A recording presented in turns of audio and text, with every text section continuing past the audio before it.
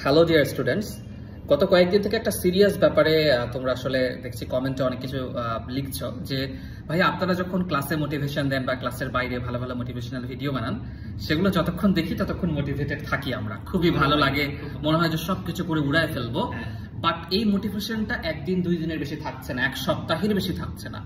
So কিভাবে একদম permanently motivated হওয়া যায় এটা নিয়ে ওরা আমাকে কোশ্চেন করেছে। সো আমি ভাবলাম আমাদের এখানে দাদা আছেন যিনি দীর্ঘদিন পড়িয়েছেন এবং দাদা একটু দার্শনিক মানুষ, তো সাইকোলজিক্যাল ব্যাপারগুলো ভালো জানেন, স্টুডেন্টদের বোঝেন। তো দাদার কাছে আমার প্রশ্ন হচ্ছে যে দাদা, আমরা যেটা নিয়ে আলোচনা করছিলাম, ওরা কিভাবে এই মোটিভেশনটাকে ওদের লাইফে একদম পার্মানেন্টলি ইনহেরেন্টলি ওরা ইমপ্লিমেন্ট করতে পারবে যে আমি সবসময় মোটিভেটেড থাকবো? কি করলে আপনার মনে হয় বা কি ভাবলে? আসলে অনেকগুলো বিষয় আছে, কিন্তু আমি ব্যক্তিগতভাবে মনে করি কোন স্টুডেন্ট সে যদি পড়তে বসে একবার হলেও ভাবে যে না, রাইট, আমার মায়ের মুখে হাসি ফোটাতে হবে। এক্স্যাক্টলি। বাবা এত বকাঝকা দিচ্ছে কিন্তু বাবা কিন্তু আমাকে অনেক ভালোবাসে। বাবার মুখে শেষ পর্যন্ত আমি আমার রেজাল্ট, আমি বাবাকে গর্বিত পিতা করতে চাই। বাবা আমার রেজাল্টের মাধ্যমে রাস্তায় যখন হাঁটাচলা করবে সবাই চোখে আঙুল দিয়ে দেখিয়ে দিবে, আঙুল তুলে দেখিয়ে দিবে যে দেখো ওই যে ওর বাবা যাচ্ছে। তো এইটা যদি কেউ মাথায় থাকে যে না, আমি বাবা মার মুখে হাসি ফোটাতে চাই, এটা সবচেয়ে বড় মোটিভেশন। হ্যাঁ, এবং এটা থেকে বড় মোটিভেশন আর কিছু হতে পারে না। তারপরও অনেক সময় হয় কি যে আমাদের এই পার্মানেন্ট মোটিভেশনটা ভিতরে ইনহেরিটলি থাকে, বাট কোনো সময় আপস ডাউনস হয় মোটিভেশন।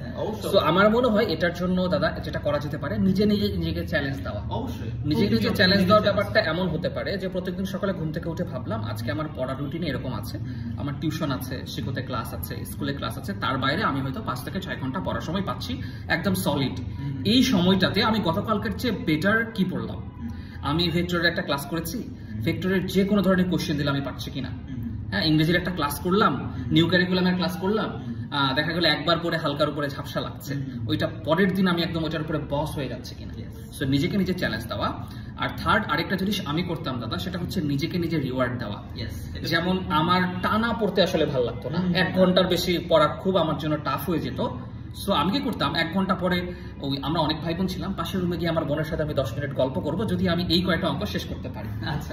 সো এই যে নিজেকে একটা রিওয়ার্ড দেওয়া, ওই কাজটা আমি হয়তো স্বাভাবিকভাবেই করতাম, কিন্তু এটাকে রিওয়ার্ড মনে করছি যে এটা করে তারপরে আমি উঠবো।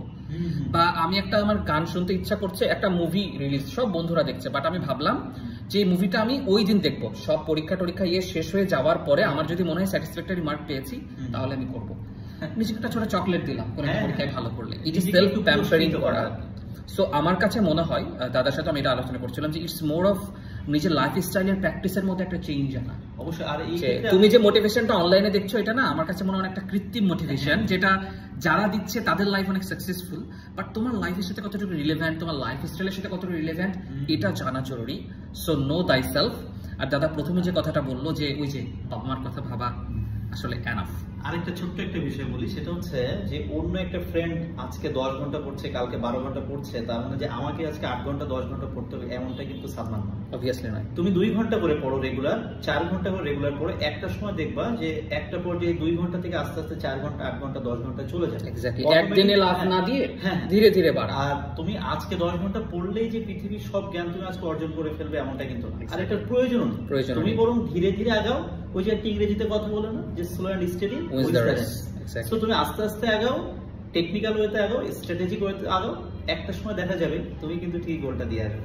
সো আমাদেরকে জানাও যে এই যে আমরা টিপসগুলো দিলাম এর বাইরে তোমরা আর কি ফলো করো, এবং যারা যারা এগুলো ফলো করো, আমাদের এই জিনিসগুলো যাদের জন্য অনেকের জন্য নতুন, সো এগুলো ফলো করে তোমাদের কি উপকারে এসেছে এটাও তোমরা জানতে পারো।